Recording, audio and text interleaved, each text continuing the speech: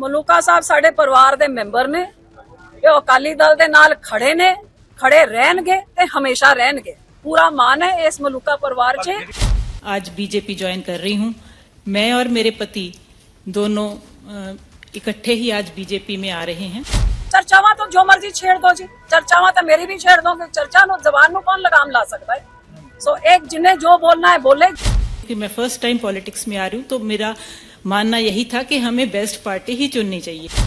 मुझे किसी और पार्टी का कोई खास भविष्य भी नहीं नजर आता और उनका कोई विजन भी नहीं नजर आता।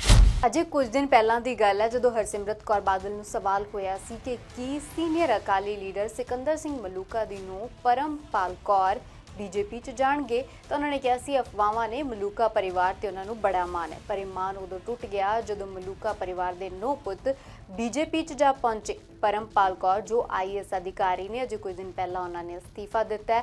अक्तूबर दे विच उन्होंने रिटायर होना सी पर उन्होंने सियासी पारी शुरू करनी है, इसलिए बीजेपी च शामिल हो गए ने। सिकंदर सिंह मलूका दे बेटे यानी कि परमपाल कौर दे पति गुरप्रीत सिंह भी बीजेपी दे विच शामिल हो गए ने।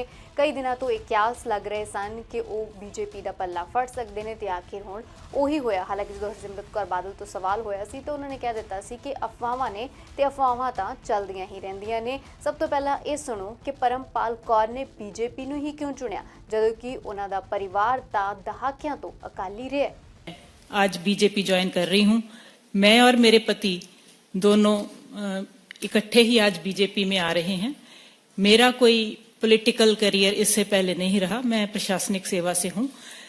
लेकिन क्योंकि मैं अब शुरुआत करने जा रही थी अपने पॉलिटिकल करियर की तो मैंने सारी पार्टियों को देख लिया। मतलब सारी पार्टियों को देख के, क्योंकि मैं फर्स्ट टाइम पॉलिटिक्स में आ रही हूँ तो मेरा मानना यही था कि हमें बेस्ट पार्टी ही चुननी चाहिए। तो पिछले 10 सालों से जो भारत ने विकास किया है, बीजेपी के अंडर जो विकास हुआ है, जो अंतर्राष्ट्रीय स्तर पर हमारे देश का सम्मान बढ़ा है, जो इंफ्रास्ट्रक्चरल डेवलपमेंट हुई है, जो डिजिटाइजेशन हुई है और जो भी महिलाओं के लिए, समाज सुधार के लिए और जो आने वाला प्रोग्राम है बीजेपी का 2047 तक, जो भारत को एक विकसित देश के रूप में देखने का जो संकल्प है बीजेपी का, उन सबसे प्रभावित होकर मैं ये पार्टी ज्वाइन कर रही हूं ताकि उसमें मैं भी अपना कुछ ना कुछ योगदान डाल सकूं।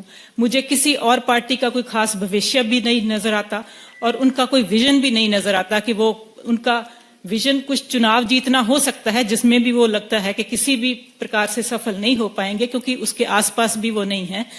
लेकिन ये जो नीतियां हैं बीजेपी की वो बहुत ही प्रभावशाली है। मतलब हम अगर देखें कि भारत का, छोटी सी बात है कि भारत का पासपोर्ट जो है दिन ब दिन स्ट्रांग होता जा रहा है। मुझे लगता है एक दिन ऐसा आएगा कि कोई भी देश नहीं रहेगा जो इंडिया को वीजा फ्री, इंडियन पासपोर्ट को वीजा फ्री ना करे।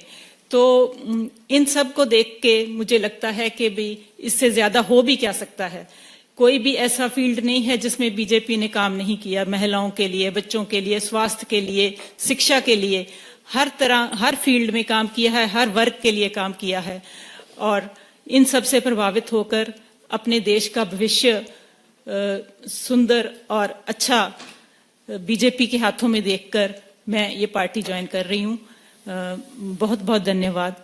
परमपाल कौर कह रहे हैं कि होर पार्टियां का ना विजन है ते ना ही कोई भविख। ये वड्डा सवाल है क्योंकि उन्हों का परिवार दहाकियां तो अकाली रहा। सिकंदर सिंह मलूका कैबिनेट मंत्री रहे ने बादल सरकार दे विच। उन्होंने 2022 दे विच भी चोणां लड़ियां सन रामपुरा फूल तो, पर उन्होंने आम आदमी पार्टी के उम्मीदवार बलकार सिद्धू के हथों हार मिली। तो हुण जदों पार्टी औखे वेले चों लंघ रही है, अपनी सियासी धरातल मुड़ तो मजबूत करने की कोशिश कर रही है, तो उदों एक सीनियर लीडर के 9 पुत बीजेपी च शामिल हो गए ने। सिकंदर सिंह मलूका 2024 के लिए जो चोण मैनीफेस्टो बनना है उस कमेटी के भी मैंबर ने। तो हुण ये एक वड्डा सवाल अकाली दल के सामने भी एक वड्डा झटका लग्या है क्योंकि IAS अधिकारी रहे ने परमपाल कौर, उन्होंने कोल चंगा तजर्बा भी है तो सीनियर लीडर दे उन्हों ने तो हुण वो बीजेपी चले गए ने। ये कहते हुए कि पंजाब दे विच होर पार्टियां दा तां कोई भविख ही नहीं है।